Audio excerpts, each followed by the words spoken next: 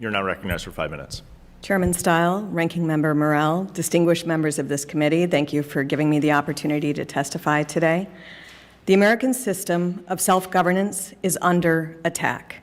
Instead of an election day where everyone votes at the same time and with the same full set of information, votes are counted quickly, and everyone promptly knows and trusts the outcome, we now have lengthy election seasons that can last months prior to and even after Election Day. The situation is so absurd that we have presidential and gubernatorial debates weeks after some people have already voted.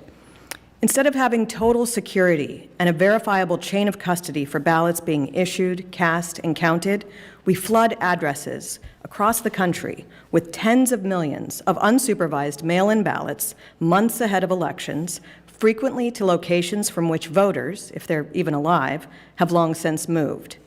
Instead of having election administration that is rigorously nonpartisan and impartial under the law, we have allowed the private takeover of government election offices by partisan oligarchs and their armies of activists who use those offices and their authorities to tilt the election toward favored candidates.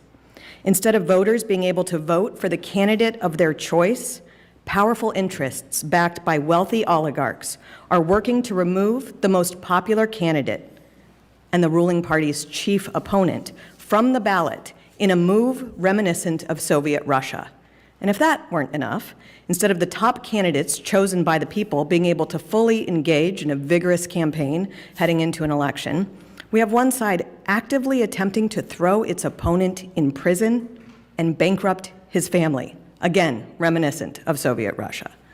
Instead of a system of rule of law that gives Americans the same rights and due process, the Department of Justice and other partisan actors are prosecuting their opposition, whether powerful or lowly, and doing so in places where partisan juries will ensure a quick conviction. Instead of a free and independent press that shares news and information to help inform voters, we have a press that is almost exclusively the arm of one political party and is so corrupt that it is willing to perpetrate hoax after hoax against opposition party members. Instead of a vibrant public square where Americans can debate issues and express their strongly held views, we have an elaborate censorship industrial complex where the government works hand in hand with tech oligarchs to suppress and blacklist debate on all the important issues that contribute to election outcomes. This is something I know firsthand because our government worked with tech companies to censor me for my election reporting. Allowing just one of these attacks to infect our electoral system would be a crisis. Allowing all of them at the same time is an existential threat to our system of self-government. In my best-selling book on how election administration has been co-opted by groups seeking political power, I reported on a new phenomenon in the 2020 election that has already severely eroded trust and needs to be addressed decisively. In the last presidential election, nonprofit groups with very strong ties to the Democrat Party and funded by one of the world's wealthiest and most powerful men, Facebook founder Mark Zuckerberg, took over government election offices, most notably in the Democrat areas of swing states.